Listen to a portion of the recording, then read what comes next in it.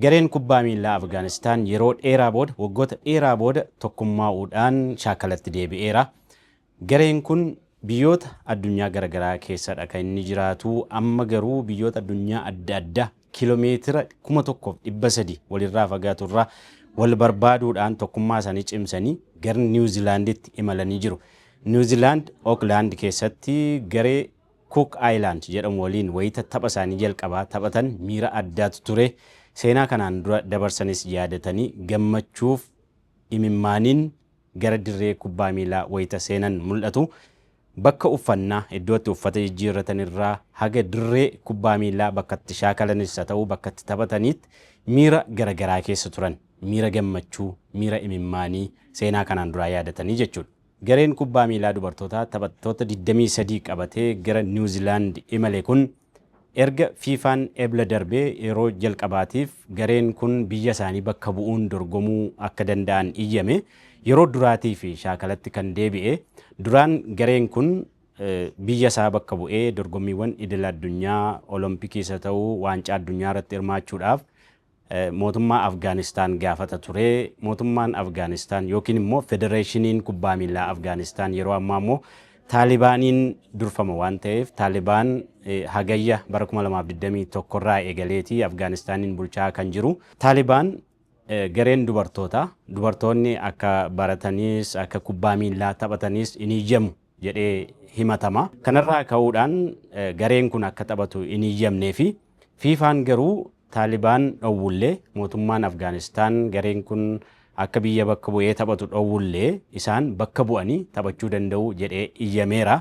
Erga fiifaan ebla keessa iyyamee fi yeroo jalqabaaf shaakalatti deebi'anii yeroo jalqabaaf dorgommiitti deebi'an jechuudha gareen kun. Gareen kubbaa miilaa dubartootaa kun sababa mootummaan Taalibaan hin iyyamneef osoo dorgommii irratti hin hirmaatin biyya isaanii bakka bu'anii osoo hin hirmaatin danqamanii turanii.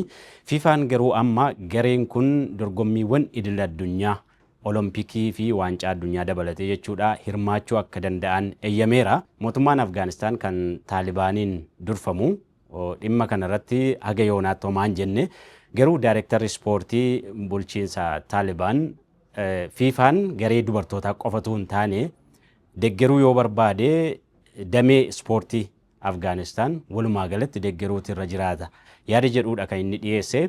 Fiifaan erga Taalibaan Afgaanistaaniin bulchuu eegalee guutummaa guutuutti Afgaanistaan keessaa ba'eera. Amma Afgaanistaan keessatti deebi'ee damee ispoortii deeggaruudhaaf ulaagaan jalqabaa yookiin immoo hojii ijoon jalqaba dubartoonni akka dorgommii irratti hirmaatan biyyattii bakka bu'anii dorgommiiwwan idil addunyaa irratti akka hirmaatan iyyamuudha jedhee mootummaa Taalibaanitti himeera jechuudha fiifaan.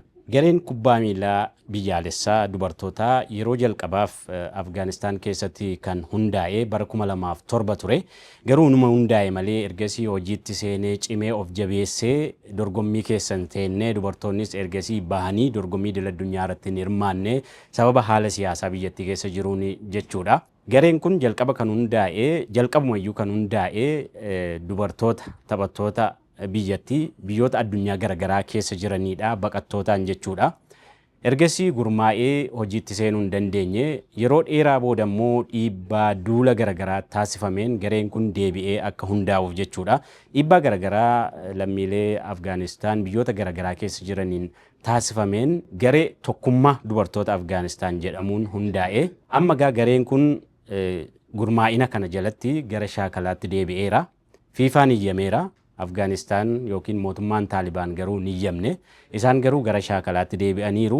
Amma miirri isaanii dorgommii idil addunyaa kamirrattiyyuu hirmaachuudhaaf hamilee akka qaban sanaafis ga'umsa akka qaban agarsiisaa jiru.